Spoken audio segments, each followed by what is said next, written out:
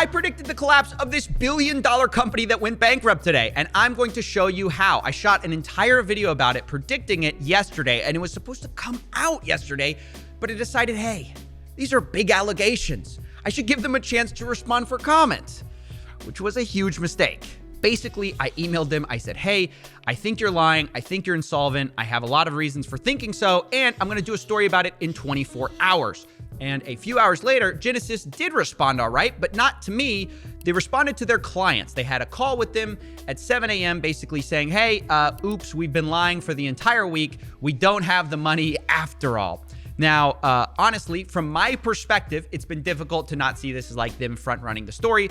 Although, being objective about this, it's probably pure coincidence because I wasn't the only one talking about this. And this is a billion-dollar company. It's hard to believe they'd spend their time watching Coffeezilla. But I'm just going to say I am biased on this one because I sent them an email and then right after that, they admit they don't have the money. So that's just my bias. I wanted to let you guys know that ahead of time. Either way, I guess I'm just upset that this video didn't come out before their collapse like it was supposed to, because that was supposed to be the point of all this. I will say though, if you're following me on Twitter, I did warn you guys ahead of time 5 days ago to take your money out of Gemini Earn. Today, Gemini Earn did pause withdrawals because of this Genesis story we're about to talk about. So I know I was able to warn some people. I just wish I was able to warn more people. And today, I just want to show you the video of me predicting the collapse of Genesis. Obviously, at this point, it is too late, but I think it's a super interesting time capsule because while in hindsight, it's obvious, beforehand, there were serious red flags. So I have not added anything to yesterday's video because I wanted to leave it exactly as is. And here's that story. Here's me predicting it. It was supposed to be called The Fallout of FTX.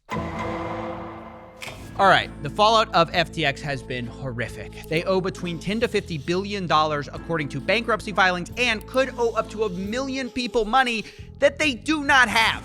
Meanwhile, their CEO is busy on Twitter trolling people, saying, what? Believe it or not, these cryptic tweets are some of our only communications from the world's most formerly generous billionaire. Well, that and a New York Times interview where he told them, quote, you would have thought I'd be getting no sleep right now. And instead, I'm getting some. It could be worse. Oh man, where would we be without the hard-hitting questions of the New York Times? Millions are suffering, but at least Sam is sleeping soundly. But it's not even just Sam's direct victims that I want to talk about today. Nearly everything besides Sam's sleep schedule have been affected. Crypto as a whole faces existential risk as people lose trust in magic internet money, but there's also an indirect risk of all these companies that loaned SBF money. Now, some of the lenders could be going bankrupt as well, and this is what we call contagion. It's like when you have a nuclear blast, you have the immediate direct hit, the explosion itself, but then there's also radiation. It's slower, sometimes invisible at first, but it hurts more people. And we've already seen signs of contagion coming from companies like BlockFi.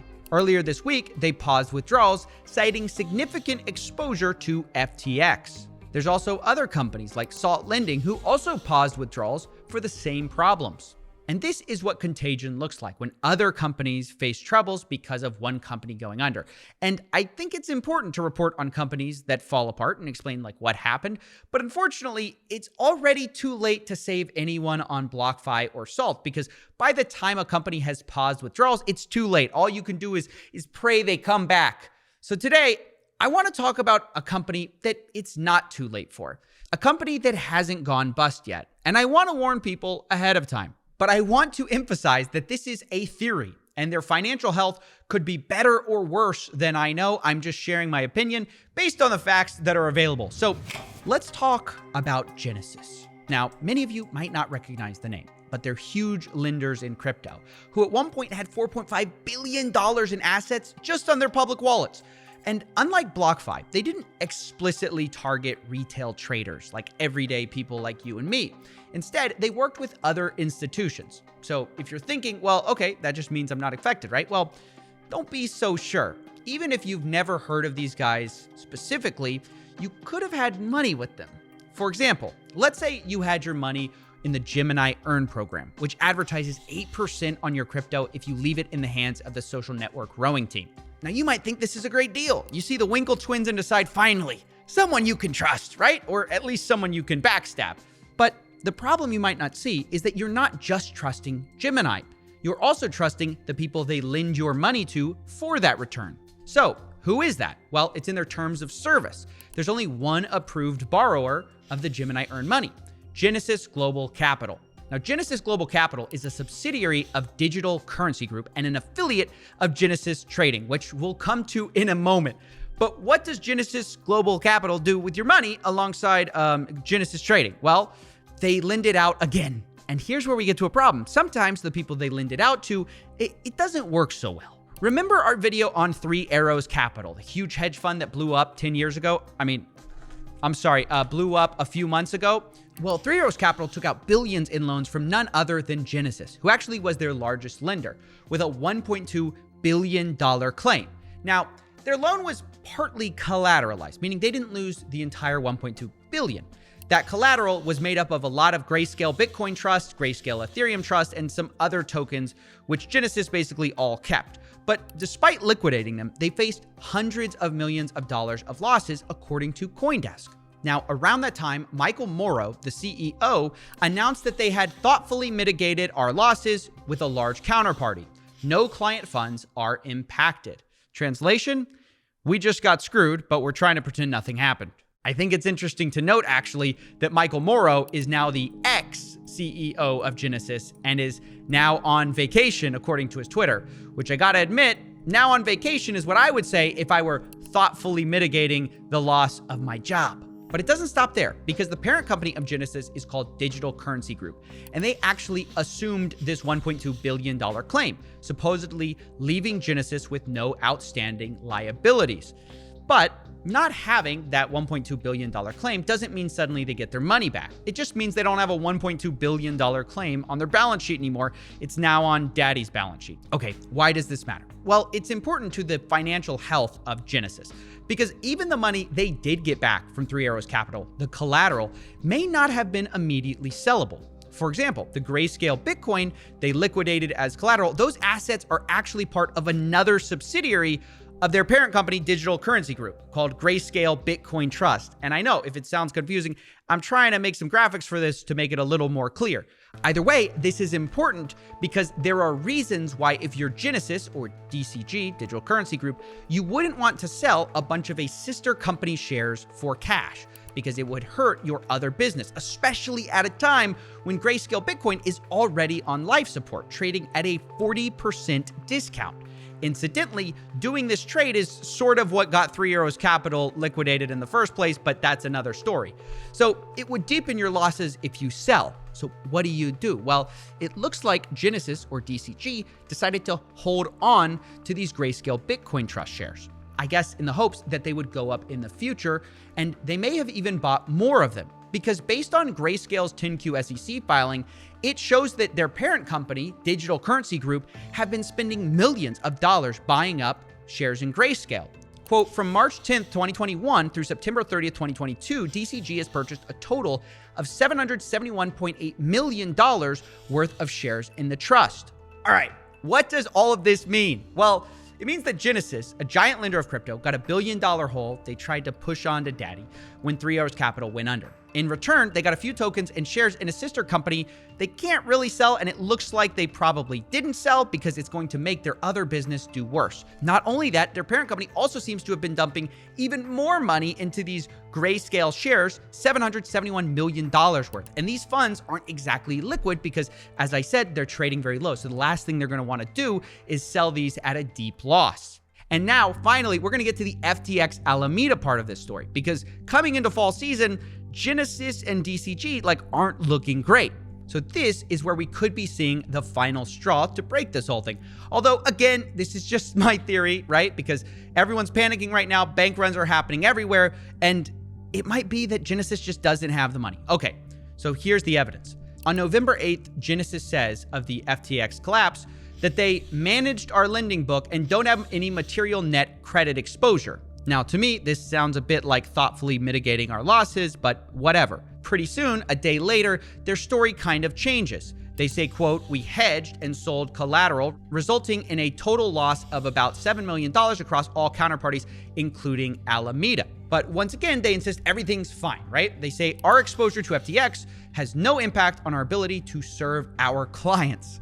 Now, the next day, you might not be surprised, their story changes yet again. They say, oops, did we say we lost $7 million? We meant that our derivatives business has $175 million in locked funds in our FTX trading account.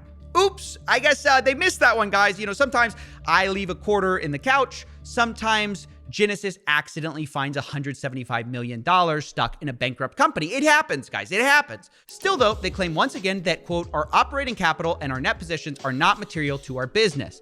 Okay. Now, that might be believable if the next day, once again, something didn't change, because DCG announced that they were infusing Genesis with $140 million. And naturally, the question is if your business is totally unaffected by $175 million going missing, why do you need to infuse that company with capital? And if you're trying to make sure everyone thinks you're fine, why not completely replace the loss? Because as some of you might have noticed, you math whiz kids out there, $175 million is bigger than $140 million infusions. So my theory, well, I think it's because dear old dad, the digital currency group, might not be so liquid right now. And I think Genesis is even more in the hole. Now, once again, this is speculation, but it's based around facts around Genesis's already large losses and DCG's nearly $1 billion purchase of their own Grayscale shares that they can't easily sell. I just don't believe that they're doing that well right now. Now, of course, could I be wrong? Could they be completely liquid and have tons of money extra? Yes, absolutely. Would I bet my money or your money on it? No, I wouldn't. Hence the making of this video. I just want you guys to be aware of what's going on. You can make your own decisions with what you want to do. But if you're in the Gemini Earn program, me personally, I wouldn't be so comfortable. Or if you're in a lending platform where you're not sure if it's related or they're lending out to Genesis, just be careful, because you might be at risk of contagion even if you think you're fine. Now, by the way, I want to be clear. This whole thing is being extremely charitable to DCG and Genesis. I feel like I'm doing free charity work here because actually I'm taking them very much at their word, which I don't believe is actually that reliable. This is when I'm saying that their losses are truly as small as they say, despite every evidence seeming to suggest that whenever possible, they minimize their losses. Take, for instance, their statement about FTT. This is, of course, the token of FTX, and it's nearly worthless now. Genesis said that they had no material exposure to FTT or any other tokens issued by centralized exchanges. But we basically know this not to be true, or at minimum is super disingenuous. Because using the platform Arkham Intelligence, I took a look at their books and found that Genesis had a lot of FTT and was actively receiving hundreds of millions of dollars of FTT from Alameda as recently as 1 month ago, presumably in exchange for loans. And as recently as 1 week ago, they were sending huge chunks of FTT, not to FTX or Alameda, but to Binance. Now, why would they do that if they were not selling? Now, what does this mean? Well, Genesis obviously had exposure to FTT from Alameda, maybe in the hundreds of millions of dollars. So when they're saying they didn't, they're either lying or trying to obfuscate the fact that they sold them like last week while the market was crashing with everyone else. But there's also this whole dance in their language around Genesis's relationship with FTX and Alameda. In fact, they say they have no ongoing relationship. But this may be the greatest technical truth since I said I appeared on a Netflix show.